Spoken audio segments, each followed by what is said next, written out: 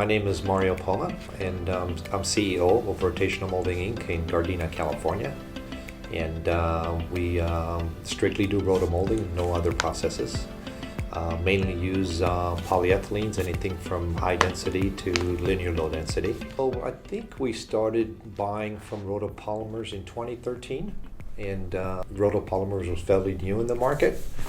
And we moved up from there as far as how much we purchased and moving on with different grades and different polyethylenes. We started at a slower pace, obviously, and but you proved yourself, you know, and every time we needed you, you were there, and it just, the service kept increasing and increasing, so the service has been there. I think that's been the big advantage that you guys have had over past suppliers, you know. We buy a high density, what we call high density, a 3-melt resin, and then we buy either a 5 or 7 melt, because we use those two various grades. Obviously the lower melt for the higher, bigger products, and then the 5 or 7 melt for the custom molding.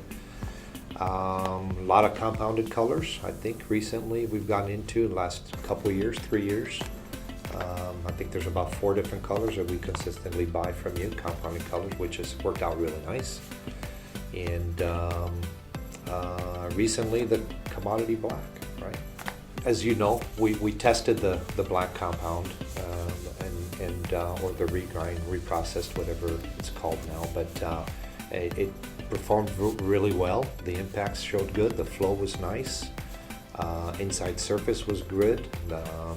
No bubbles, and the cure was great. We run a lot of black bases for our laundry carts, and that's 100% of that material. We use it there. We use it for mixing tubs for the mortar industry.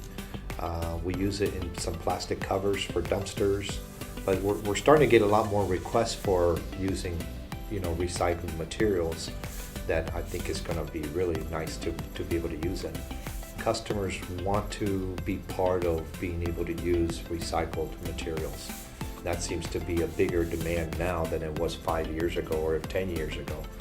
And I think customers are starting to understand that if you want to be able to be involved in the environmental side of the issues in our world, that you've got to be able to pay a little bit for it. Whereas in the past, they always thought it'd be a lot cheaper, right? So I think they're starting to understand that. So it's opening up more demand for that type of a resin, you know.